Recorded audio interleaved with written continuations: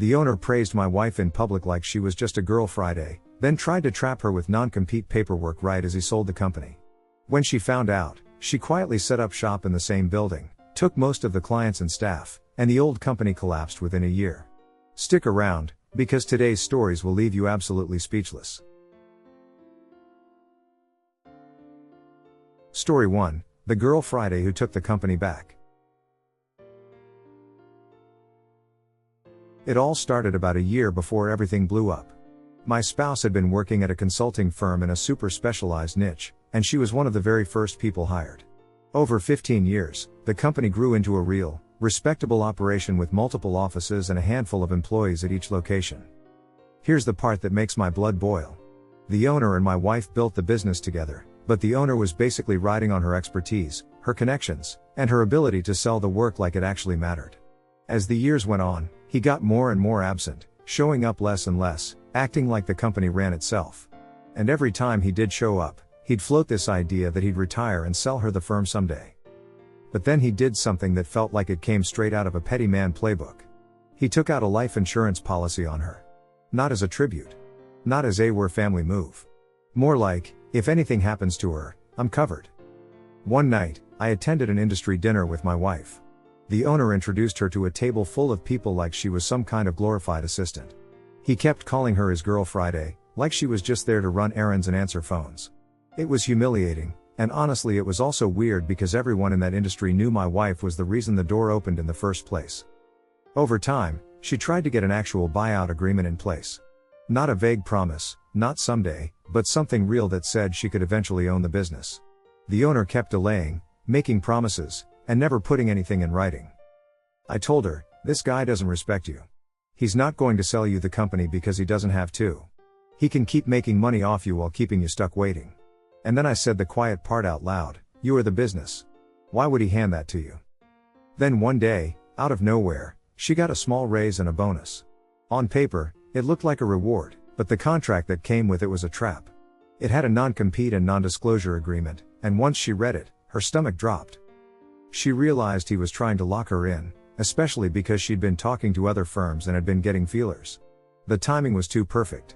And then the real punch hit right after that.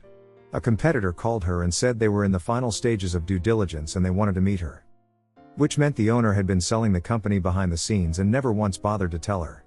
He didn't ask if she wanted to buy it. He didn't even warn her. He just assumed she'd stay put and sign away her options like always.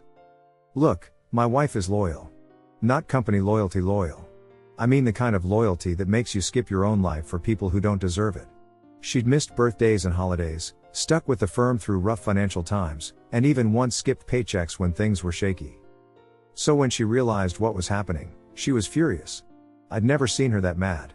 We talked through what she'd be allowed to do if she left, because we didn't want her walking into a legal mess. It turned out most of the agreements were basically handshake stuff or at will terms with short notice. No real, enforceable lock-in. And here's the part that made it clear she had leverage. When I asked how many employees would actually leave with her, she didn't hesitate. She said about 75% would come along, including her biggest source of revenue, who didn't even know the owner was selling. So she moved fast, but smart. She took a 3-week vacation using months of unused time. During that vacation, she rented an office in the same building as the old company. Same address, different future. She handled everything behind the scenes, setting up the new shop without giving the old owner a chance to react. She also made her exit clean. She agreed to leave company property behind and do her best not to give anyone a reason to sue over something petty.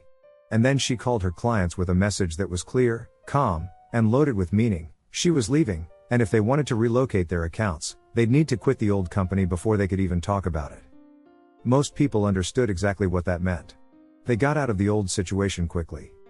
While she was still on vacation, the owner called her, panicked. He was basically scrambling, asking if she knew what was happening, because they just lost a major client. And my wife stayed icy and professional. She told him, I'm sorry, but I just sent you an email. I resigned. All my keys and company stuff are on my desk. Bye-bye. No screaming. No begging. Just a resignation and a clean exit. When the new firm opened, it didn't feel like a disruption. It was almost seamless. She took around 90% of the business, and the clients transitioned smoothly into the same kind of consulting work, just under a new owner. Even a big chunk of the staff followed her. Within a year, the old company basically died. The only thing left was the small office the owner still ran on his own, and even then, every time my wife saw him, he'd just scowl like he couldn't believe the consequences finally caught up to him. Honestly, the craziest part is how predictable it all was. He treated her like she was replaceable, delayed every real agreement, and tried to trap her right when he needed her locked in. He didn't just burn his bridge with her. He built a bridge for himself out of her loyalty, and then acted shocked when she used it to walk away and take the whole business with her.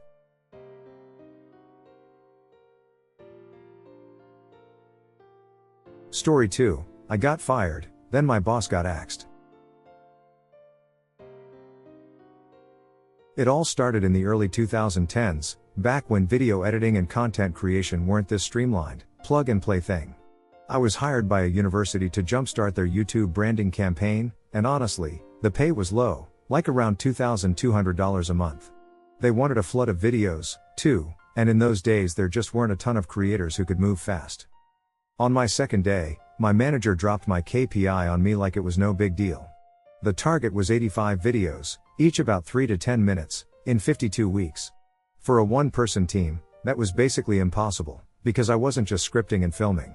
I had to cast talent, shoot, compose music since they wouldn't pay for proper music licenses, and edit everything too, using my own gear and software because their computers and cameras were ancient and barely handled even 720p. I tried to explain it to her, but she smiled like I was being dramatic. She told me to just try, and that she cared more about quality than quantity. So I swallowed my doubts and went all in, because I figured if the videos were good, she'd let me breathe. For about a month, she was genuinely nice. Then one day she found out I smoked. Overnight, the vibe flipped. A coworker even told me she'd facepalmed when I mentioned it, and apparently my manager hated smokers and pushed hard to get them fired. After that, she started nitpicking everything. I'd come back from breaks and somehow I was still smelling like cigarettes. I was late if I arrived 5 to 10 minutes behind schedule, even though I was routinely working 4 hours of overtime every day. She also complained I wasn't reachable during break times. I mean, I'm not sure what part of taking a break required a live phone line, but I kept my head down and worked. Then 5 months in, I got called into the director's office. The second I saw my manager's face, I knew I was cooked. She had that look managers get when they're disappointed, but secretly happy they're about to ruin your life. The director told me they'd heard I was falling behind. Halfway through the year, and I'd only completed 30 of the 85 videos. I tried to lay it all out, how hard I was working, 6 days a week, over 60 hours, and how I was doing the job of a whole production team. I also pointed out that the videos I had posted were getting the highest views the university had ever seen on their channel. The director didn't care. The KPI was the KPI, and since I wasn't at the numbers, they were cutting the cord early. I asked how they planned to hit the target if they fired me now. My manager didn't even hide her excitement. She snorted and said they'd hire a professional production house to finish everything. The director gave her this weird look, but still nodded along, like she wanted it to be true. Then she said, "Don't worry.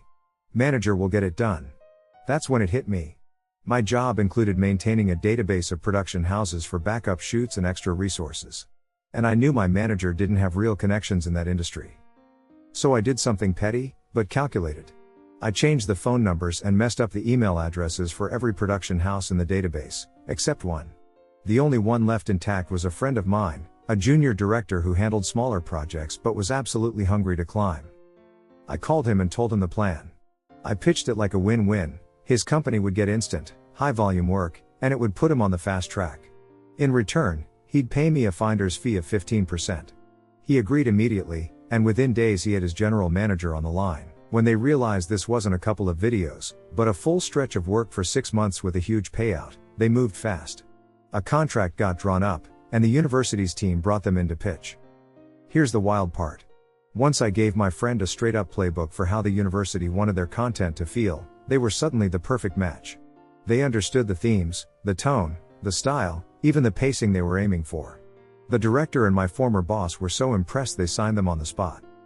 Now, back then, hiring a production house wasn't cheap. One video could cost 2 to 3 times what I made in a month, because they had specialized people for everything. Producers, directors, cinematography, sound, editing, assistants. But the upside was speed. They could turn out a video every couple of days. So they produced 50 videos in about 4 months. That's insane volume. And it paid out enough that my 15% finder's fee ended up being roughly a year of my salary. I finally got breathing room. I put money aside for a real vacation, then used the rest to keep studying at a respected film school overseas. I thought the story ended there. I figured I'd gotten my revenge the clean way, with no drama, just results. But while I was in Bali, enjoying the calm, a coworker called me. The same coworker who'd facepalmed when I told her I smoked. She told me my former manager had been fired, and the director had been chewed out by the chancellor. Apparently, the entire content creation project had a budget that was only about a year and a half of my salary. And the production house work blew past it by over 10 times. The worst part was why. My manager had gotten desperate and approved the massive spend without getting proper consent from the director, basically throwing caution to the wind just to finish the project and claim victory. So yeah. I got unfairly fired, but I also got paid. I helped my friend rocket into a full director role. And my manager, the person who tried to ruin my life over something petty like cigarettes, ended up losing her job. Honestly, the craziest part is how quickly the universe balanced the scales. One manager wanted control so badly that she broke the rules. I just made sure the consequences landed where they belonged.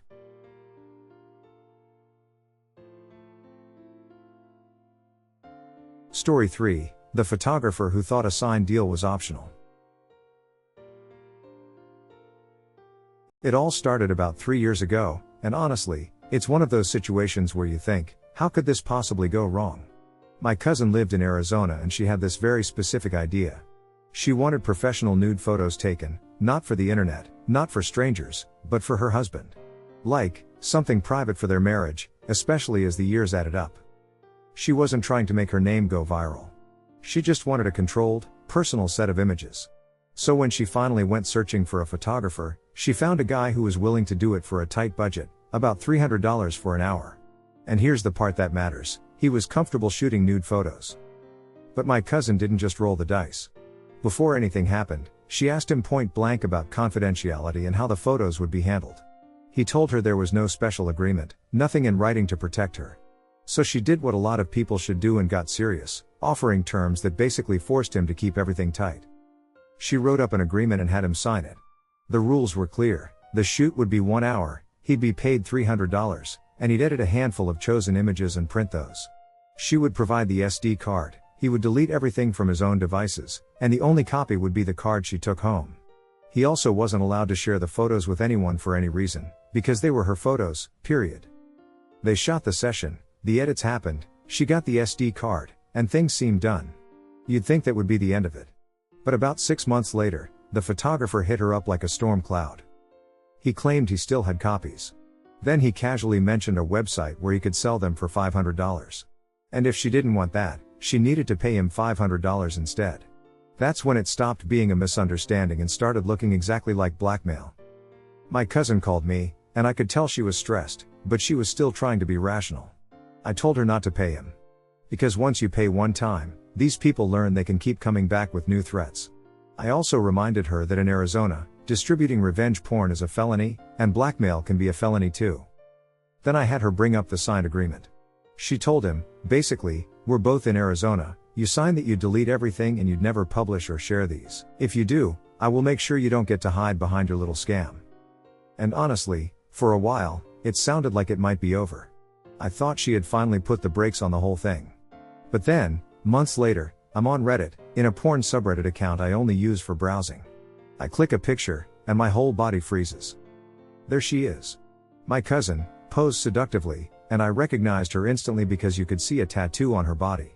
At first I was annoyed that my moment got ruined. Then the reality hit me so hard I nearly dropped my phone. That photographer didn't follow through.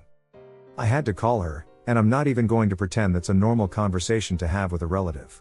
I sent her the links and told her what I found. She needed to know, and she needed it fast.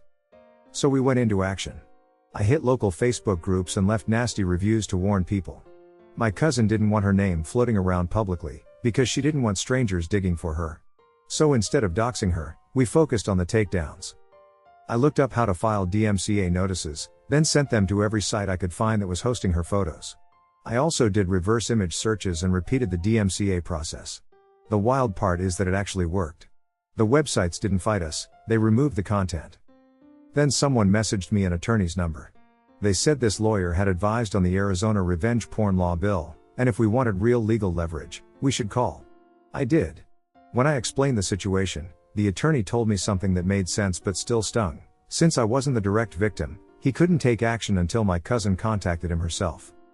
So I told my cousin to speak to the attorney. Here's the thing about her personality, she's quick to forgive. I tried to push her harder, but she said the online warnings and takedowns were enough. She didn't want to drag it out. But the photographer didn't disappear. About 6 more months pass, and my cousin calls me again, sounding shocked. She said, "You wouldn't believe which son of a bitch emailed me." I already knew the answer. She confirmed it was him, and he wasn't asking for a small payment this time. He wanted $10,000. He claimed it was to delete her photos and cover damages from what we caused to his business. And that's when it hit me how shameless he was. His business was basically built on violating people's consent. I told her, "Call the attorney now." She agreed. From there, the story moved fast. The photographer apparently had enough money to fight the case for a while, which is honestly the kind of delay that makes you want to scream. But in the end, it didn't matter. My cousin got him convicted for blackmail and revenge porn, and she also successfully sued him for a civil judgment with a hefty sum. He ended up serving 3 years in an Arizona state prison. Even though collecting the money later might be difficult because he sold off what he could to avoid jail, the bigger win was that he lost control of the narrative and he paid for it. His future earnings, at least in theory, were tied to her civil judgment. So yeah, a signed agreement, a few DMCA notices, and an attorney later, the guy who tried to turn private photos into leverage ended up behind bars. And the most brutal part is this, he thought his threats would make her stay quiet. But she didn't. She fought back, and she made sure he couldn't do it to the next person either.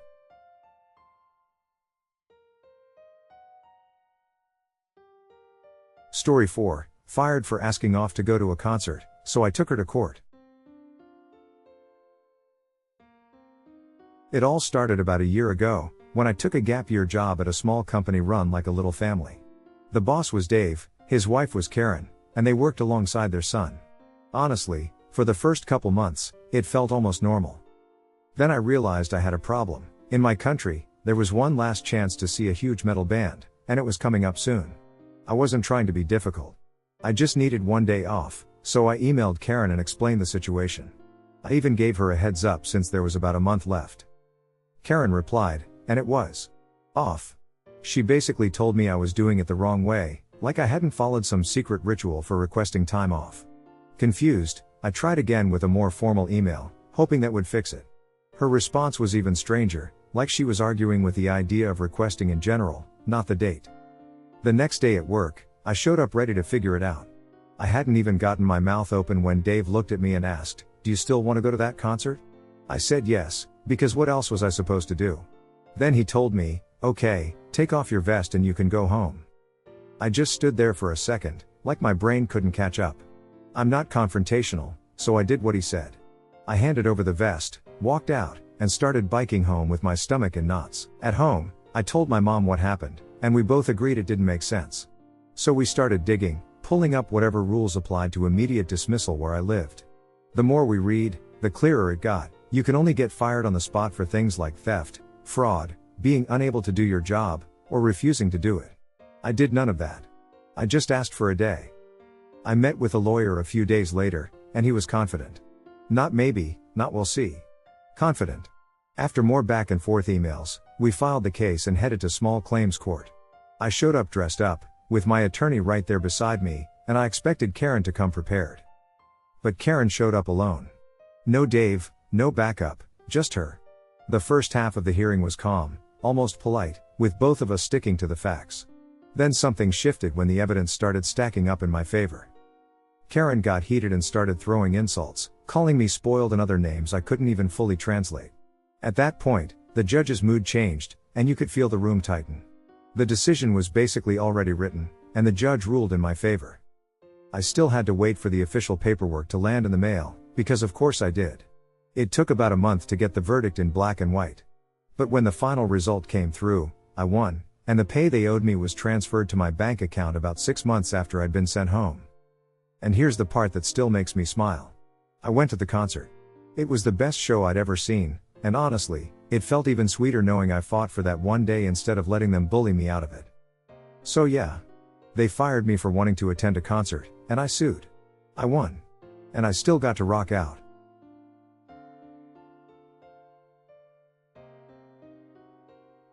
Story 5, the Christmas Karen who tried to bully the VIP table. It all started around Christmas and New Year's, when our restaurant is basically living on survival mode. My grandparents immigrated from Italy in the 70s, opened this place, and somehow turned it into a real family legacy. When they passed, my parents took over, expanded everything, and for years we ran it like a machine. I've worked there since I was 15, so I know every corner, every regular, and every little trick that keeps the whole operation afloat.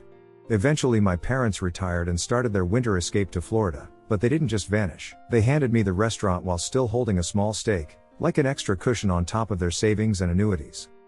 Once I took over, I didn't tiptoe. I renovated the place, updated the logo, called in local and national media, and got food critics, bloggers, and vloggers to come through. At first it was slow, and honestly I was scared I'd just lit alone on fire and ruined 3 generations.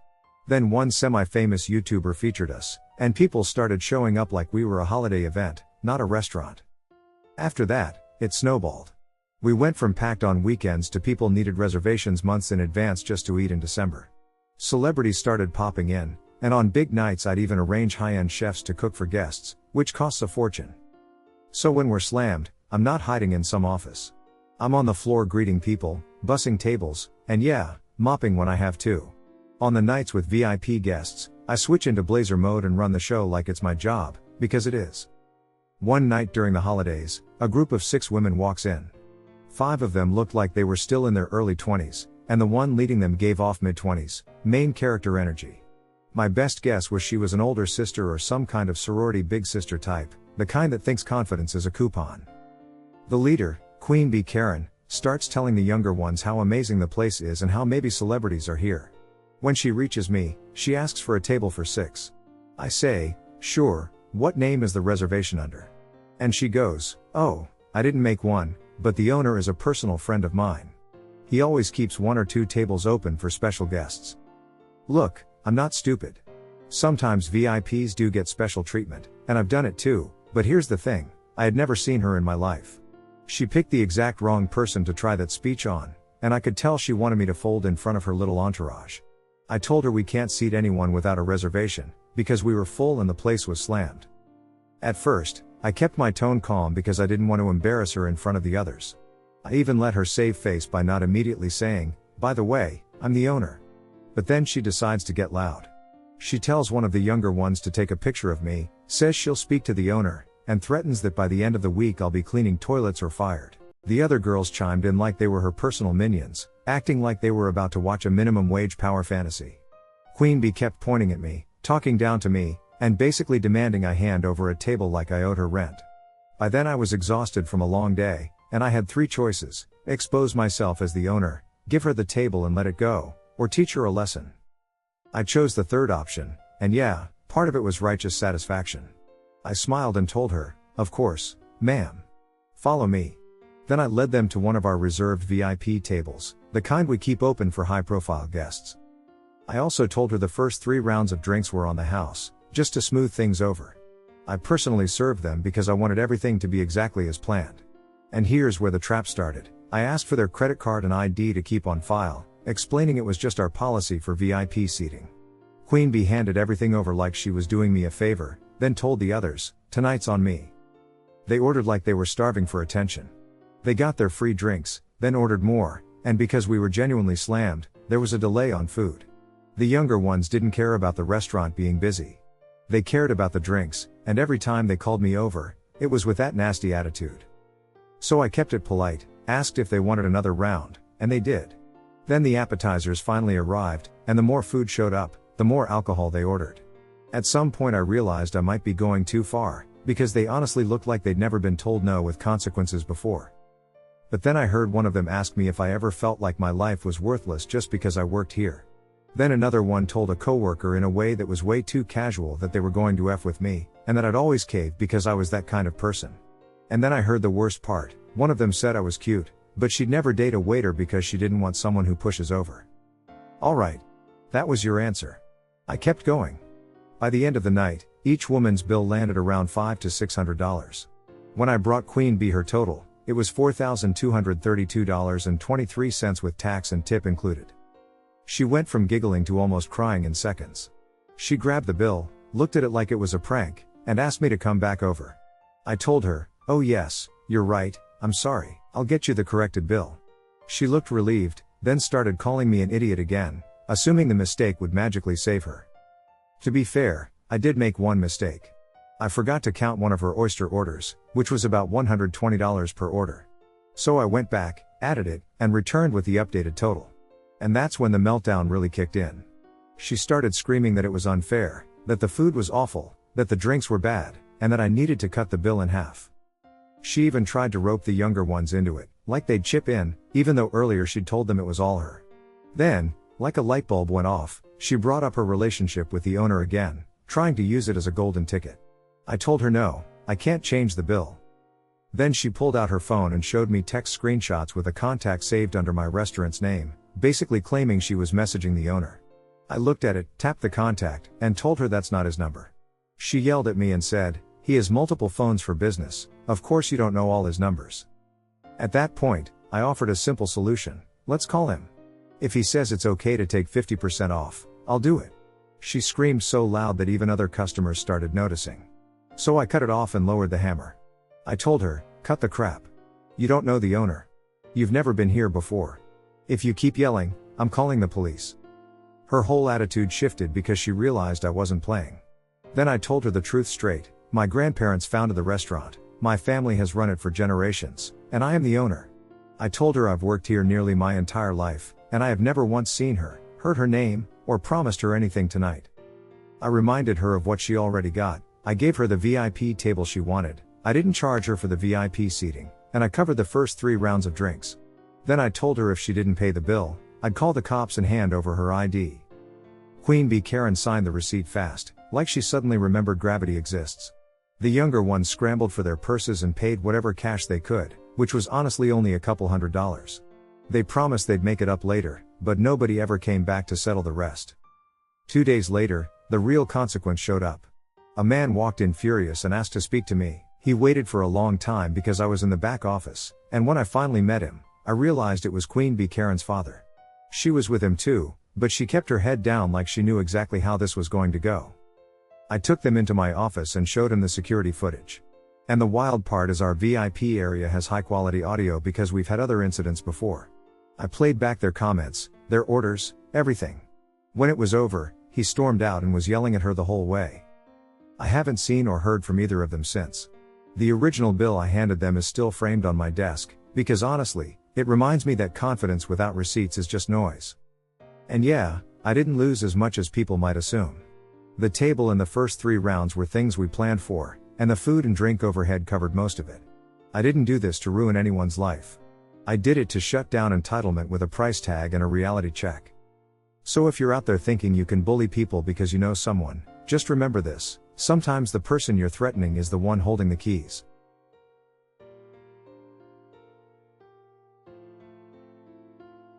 That's all for today. Which story was your favorite? Let us know in the comments below, and don't forget to subscribe and like the video for more insane stories from DT Audio.